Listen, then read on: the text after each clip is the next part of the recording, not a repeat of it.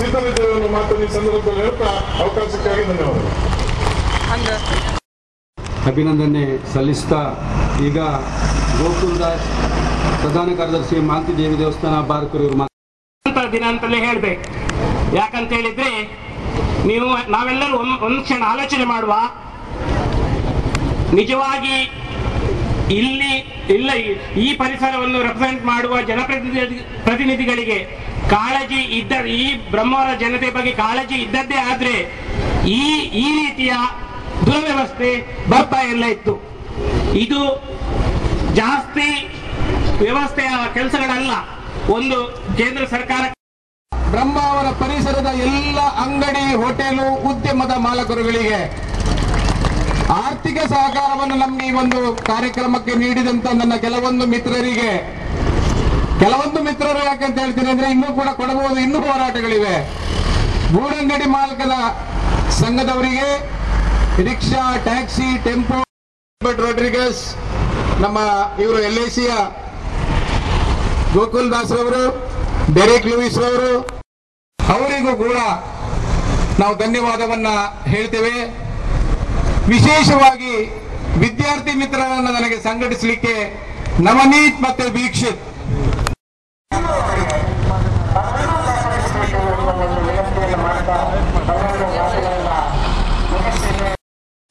ಮಾಡುವಂತ ಕೆಲಸ ಮಾಡಬೇಕು. ಕೇವಲ 25 ಕೋಟಿ ರೂಪಾಯಿಯ ಹೆಚ್ಚುವರಿ ಅನುದಾನ ಬೇಕಾಗುವಂತದ್ದು.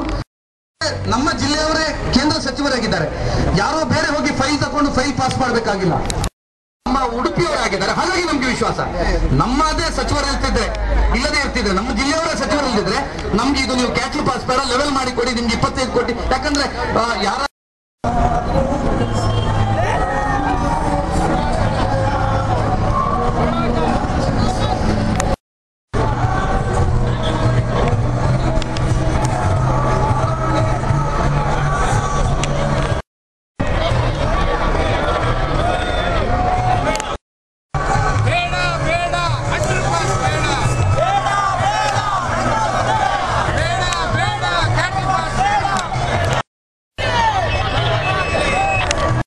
ರಚಿಸಿ ಅವೈಜ್ಞಾನಿಕವಾಗಿ ಬ್ರಹ್ಮಾವರದಲ್ಲಿ ರಸ್ತೆ ರಚನೆಯನ್ನು ಮಾಡ್ತಾ ಇದ್ದಾರೆ.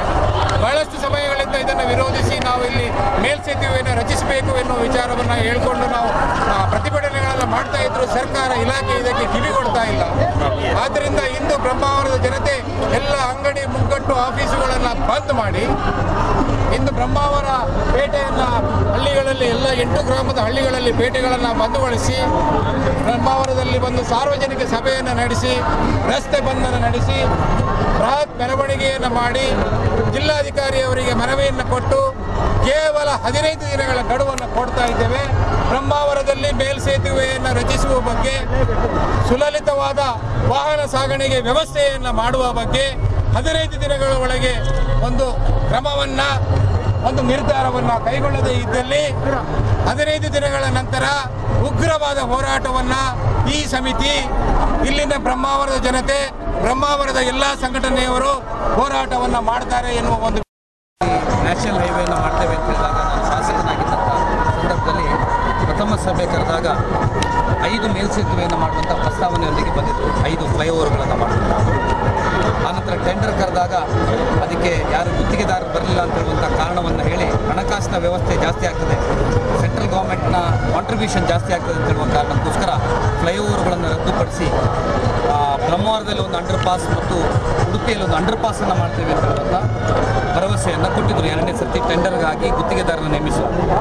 ಆದರೆ ಈಗ ಕಾಮಗಾರಿಗಳನ್ನು ಕೈಗೊಳ್ಳುವಾಗ ಇನ್ನು ಕರಾವಳಿಯಲ್ಲಿ ಅಂಡರ್ ಪಾಸ್ ಅಂತ ಹೇಳ್ತಾ ಇದ್ದಾರೆ, ಏನು ಮಾಡ್ತಾರೆ ಗೊತ್ತಿಲ್ಲ. ಇಲ್ಲಿ ಈಗಾಗಲೇ ಕೆಲಸ ಆಗಿರುವಂತಹದ್ದು ಅಂಡರ್ ಪಾಸ್ ಇದ್ದು ಅಲ್ಲ, ಕ್ಯಾಟಲ್ ಪಾಸ್, ಜಾನುವಾರು ಪಾಸ್ ಆಗುವಂಥ, ಜಾನುವಾರುಗಳು ಪಾಸ್ ಆಗಲಿಕ್ಕಿರುವಂಥ ಕ್ಯಾಟಲ್ ಪಾಸನ್ನು ಈಗಾಗಲೇ ಅರ್ಧಂಬರ್ಧ ರಚಿಸಿಟ್ಟಿದ್ದಾರೆ. ಅಂಡರ್ ಪಾಸ್ ಅಂತ ಹೇಳಿದ್ರೆ 30 ಫೀಟ್ನ 2 ವೇಗಳು ಬರ್ತದೆ, ಅದು ಇಲ್ಲಿ ಆಗಲಿಲ್ಲ. ಬ್ರಹ್ಮಾವರ ಪೇಟೆ ಆಚೆ ಬದಿ ಮತ್ತು ಈಚೆ ಬದಿ, ಪೂರ್ವ ಮತ್ತು ಪಶ್ಚಿಮದಲ್ಲಿ ಸಾಕಷ್ಟು ಜನಜಂಗುಳಿ ಇರುವಂಥ ಪ್ರದೇಶ. ಬೇಕಾದಷ್ಟು ಸಣ್ಣ ಸಣ್ಣ ಸಿಟಿಗಳಿಗೆ ಹೋಗುವಂಥ ಬಸ್ಸುಗಳು, ಬಾರ್ಕೂರು, ಈಚೆಯಿಂದ ಪೇತ್ರಿ, ಈಚೆ ಕಡೆಗೆಲ್ಲ ಹೋಗುವಂಥದ್ದಿದೆ. ಇಲ್ಲಿ ಕ್ಯಾಟಲ್ ಪಾಸ್ ಮಾಡಿದರೆ 2 ಕಡೆ ಪ್ರತ್ಯೇಕವಾಗಿ 100ಕ್ಕೆ 100 ವಾಹನ ಸಂಚಾರಕ್ಕೂ ತೊಂದರೆ ಆಗ್ತದೆ, ಇಡೀ ವ್ಯವಹಾರಕ್ಕೆ ತೊಂದರೆ ಆಗ್ತದೆ.